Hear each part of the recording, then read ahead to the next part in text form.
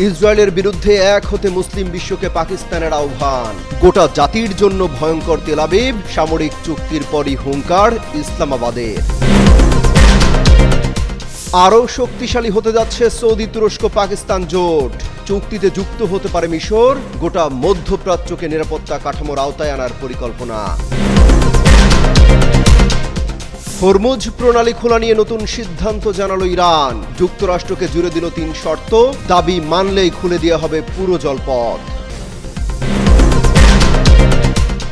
এবার প্রকাশ্যে মোস্তফা খামেনির নতুন ভিডিও, মেহের নিউজের প্রতিবেদন। দিনক্ষণ নিয়ে দেয়া হয়নি বিস্তারিত তথ্য।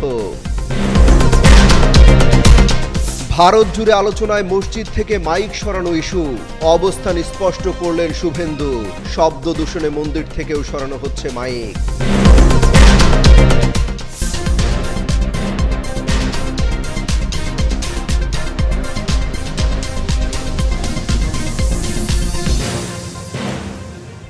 পাকিস্তান, সৌদি আরব ও তুরস্কের মধ্যে সম্প্রতি সই হওয়া যৌথ প্রতিরক্ষা চুক্তিকে ঘিরে এরই মধ্যে আলোচনা শুরু হয়েছে বৃহত্তর মুসলিম সামরিক জোটের সম্ভাবনা নিয়ে। এর মধ্যেই ইসরায়েলের বিরুদ্ধে মুসলিম দেশগুলোকে এক হওয়ার আহ্বান জানালো পাকিস্তান। পাকিস্তানের প্রতিরক্ষা মন্ত্রী খাজা আসিফ বলেছেন, ইসরায়েল শুধু একটি অঞ্চলের জন্য নয়, পুরো মুসলিম বিশ্বের জন্য হুমকি।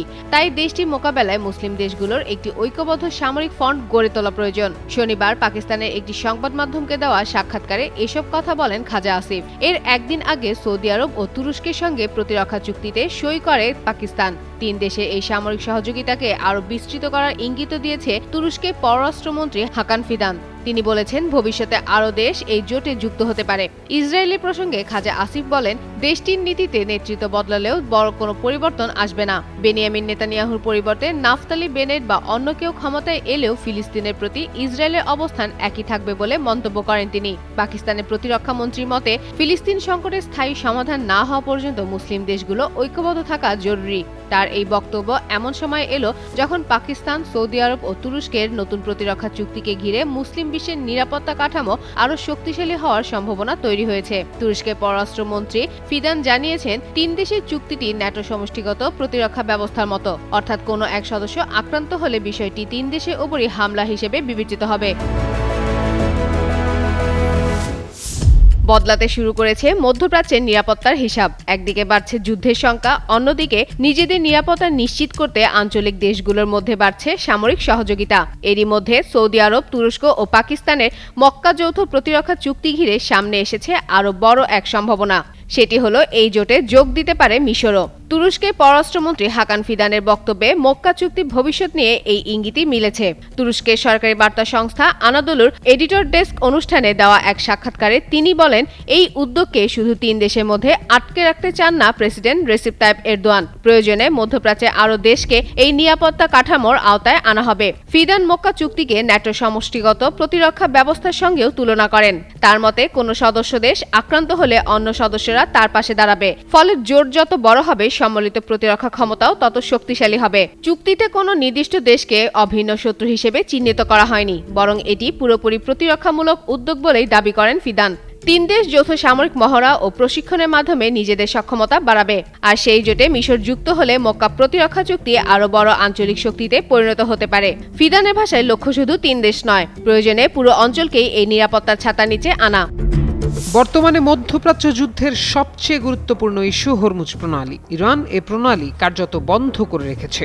কৌশলগত জলপথটি খুলে দিলে যুদ্ধ পরিস্থিতি নিতে পারে নতুন মোড়। সে আশা এতদিন খুব দূরে মনে হচ্ছিল, তবে এবার মিলল ভিন্ন বার্তা। হরমুজ প্রণালী খুলে দেবে তেহরান, তবে যুক্তরাষ্ট্রকে কিছু শর্ত শক্তভাবে মানতে হবে। ওয়াশিংটনকে বেশ কয়েকটি কঠোর শর্ত দিয়েছে খামেনির দেশ।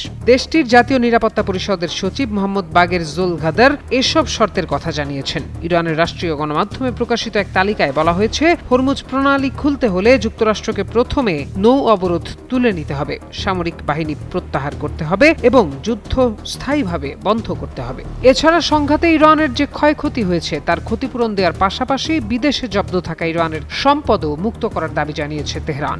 জোলগাদার বলেন, এগুলো ইরানের জনগণের দাবি।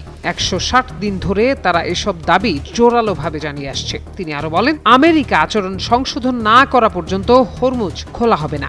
এর আগে শনিবার ইরানের পররাষ্ট্রমন্ত্রী আব্বাস আরাঘচি জানিয়েছিলেন হরমুজ প্রণালী পরিচালনার বিষয়ে ওমানের সঙ্গে একটি সমঝোতায় পৌঁছানোর খুব কাছাকাছি রয়েছে ইরান। তবে তিনি সতর্ক করে বলেন প্রণালী পুনরায় খুলে দেওয়ার বিষয়টি আরও কিছু শর্ত পূরণের উপর নির্ভর করছে। এর মধ্যে অন্যতম হল জুনে দুই দেশের মধ্যে হওয়া সমঝোতা স্মারক লঙ্ঘনের জন্য যুক্তরাষ্ট্রকে সংশোধনমূলক পদক্ষেপ নিতে হবে। অবশেষে সব জল্পনা কল্পনার মধ্যেই প্রকাশ্যে এলেন ইরানের সর্বোচ্চ নেতা মোস্তফা খামেনি। তার শারীরিক অবস্থা নিয়ে যখন নানা ধরনের খবর ছড়িয়ে পড়েছে ঠিক তখনই তাকে দেখা গেল একটি ভিডিওতে। শনিবার ইরানের আধা সরকারি সংবাদ সংস্থা মেহের নিউজ এজেন্সি ভিডিওটি প্রকাশ করে।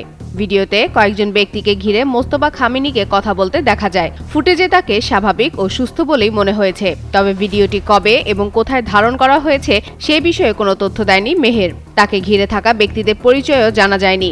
এর আগে ইসরায়েলি কয়েকটি সংবাদ মাধ্যম দাবি করে মোস্তফা খামেনির শারীরিক অবস্থা অত্যন্ত সংকটজনক এবং তাকে হাসপাতালে নেওয়া হয়েছে।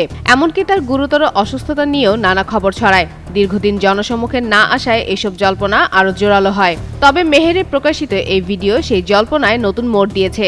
যদিও ভিডিওটি সাম্প্রতিক কিনা তা স্বাধীনভাবে যাচাই করা সম্ভব হয়নি। গত ফেব্রুয়ারিতে মার্কিন ইসরায়েলি হামলায় সাবেক সর্বোচ্চ নেতা আয়াতুল্লাহ আলী খামেনি নিহত হওয়ার পর মার্চের শুরুতে তার ছেলে মোস্তফা ইরানের নতুন সর্বোচ্চ নেতা হন। এরপর থেকেই জনসম্মুখে তার উপস্থিতি ছিল খুবই সীমিত। কৃত্রিম বুদ্ধিমত্তা বা এআই আবারও ইতিহাস গড়েছে। তবে এবার এই সাফল্যের সঙ্গে যুক্ত হয়েছে নতুন এক বিতর্ক।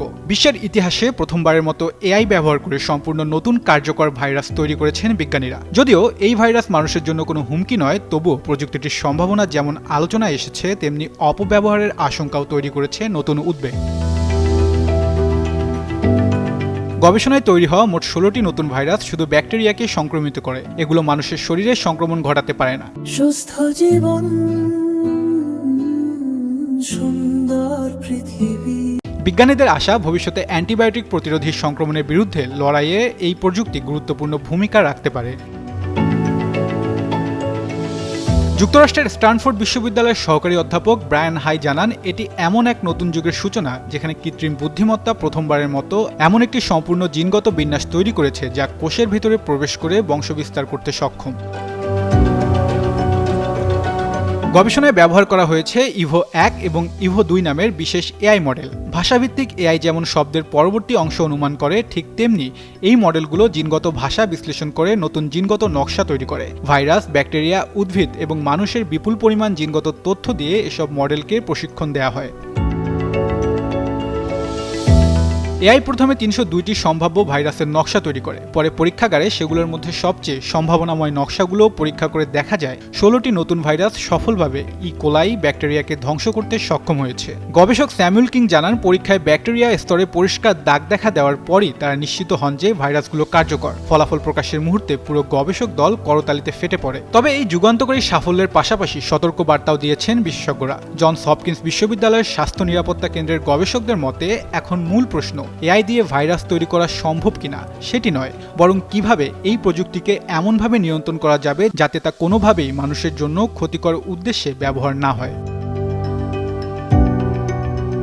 গবেষকরা জানিয়েছেন, নিরাপত্তার বিষয়টি মাথায় রেখেই মানুষের মতো জটিল জীবকে সংক্রমিত করতে পারে এমন ভাইরাসের তথ্য প্রশিক্ষণ থেকে বাদ দেওয়া হয়েছে। পুরো গবেষণাই পরিচালিত হয়েছে নিরাপদ পরীক্ষাগারে এবং শুধুমাত্র ব্যাকটেরিয়াভুক্ত ভাইরাস নিয়ে।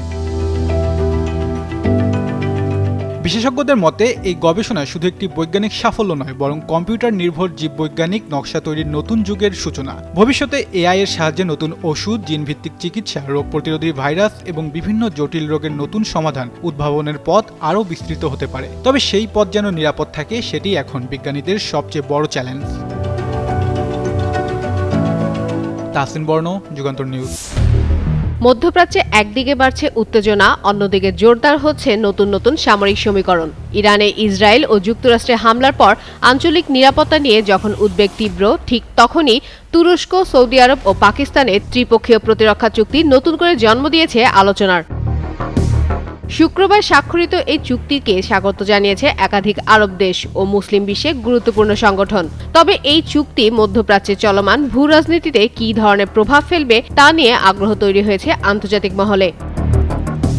গত বছর থেকেই 3 দেশের মধ্যে এই চুক্তি নিয়ে আলোচনা চলছিল। অবশেষে তা আনুষ্ঠানিক রূপ পেল। চুক্তির মাধ্যমে পারস্পরিক নিরাপত্তা ও প্রতিরক্ষা সহযোগিতা আরও জোরদার করার কাঠামো তৈরি হলো। এই চুক্তিকে স্বাগত জানিয়েছে ইয়েমেনের আন্তর্জাতিকভাবে স্বীকৃত সরকার। তারা সৌদি নেতৃত্বের প্রশংসা করে বলেছে, সহযোগিতা ও পারস্পরিক সম্মানের ভিত্তিতে আঞ্চলিক অংশীদারিত্ব গড়ে তুলতে রিয়াদ গুরুত্বপূর্ণ ভূমিকা রাখছে। বাহরাইনও চুক্তিকে স্বাগত জানিয়েছে। দেশটির পররাষ্ট্র মন্ত্রণালয় একে সমমর্যাদার দেশগুলোর কৌশলগত অংশীদারিত্ব হিসেবে উল্লেখ করেছে। তাদের মতে এটি উপসাগরীয় সহযোগিতা পরিষদ বা জিসিসির যৌথ প্রতিরক্ষা ব্যবস্থা আরও শক্তিশালী করবে। মুসলিম ওয়ার্ল্ড লীগের মহাসচিব শেখ মোহাম্মদ বিন আব্দুল করিম আল ইসা চুক্তিকে ভ্রাতৃত্ব ও ইসলামী সংহতি প্রতিফলন হিসেবে দেখছেন। সংস্থাটি মনে করে পারস্পরিক নিরাপত্তা জোরদারের পাশাপাশি আঞ্চলিক শক্তি ও স্থিতিশীলতা প্রতিষ্ঠায় এটি ভূমিকা রাখতে পারে। ফিলিস্তিনের প্রেসিডেন্টও এই চুক্তির পাশে থেকে বলছেন, মুসলিম দেশগুলোর মধ্যে সমন্বয় ও সহযোগিতা বাড়ানো নিরাপত্তার সার্বভৌমত্ব ও বৈধ স্বার্থ রক্ষায় গুরুত্বপূর্ণ। দেশটির প্রেসিডেন্সি আশা করছে এই উদ্যোগ ফিলিস্তিনিদের অধিকার আদায় ও ইসরায়েলি দখলদারিত্বের অবসানের প্রচেষ্টাকেও সমর্থন করবে। এদিকে ইসলামী সহযোগিতা সংস্থা ওআইসি বলেছে, চুক্তিটি অঞ্চল ও মুসলিম বিশ্বের নিরাপত্তা ও স্থিতিশীলতা জোরদারে গুরুত্বপূর্ণ ভিত্তি হিসেবে কাজ করতে পারে। সব মিলিয়ে মধ্যপ্রাচ্যে চলমান উত্তেজনার মধ্যে তুরস্ক, সৌদি আরব ও পাকিস্তানের এই প্রতিরক্ষা চুক্তি আঞ্চলিক নিরাপত্তায় নতুন সমীকরণের ইঙ্গিত দিচ্ছে। আরব দেশ ও মুসলিম সংগঠনগুলোর ইতিবাচক প্রতিক্রিয়া চুক্তিটির প্রতি বিস্তৃত সমর্থনের আভাস দিচ্ছে। তবে এই নতুন প্রতিরক্ষা সহযোগিতা ভবিষ্যতে মধ্যপ্রাচ্যের শক্তি ভারসাম্য ও ভূ রাজনীতিতে কতটা প্রভাব ফেলবে সেটি এখন দেখার বিষয়। ফাতেমা ফাতেহ জান, যুগান্তর নিউজ।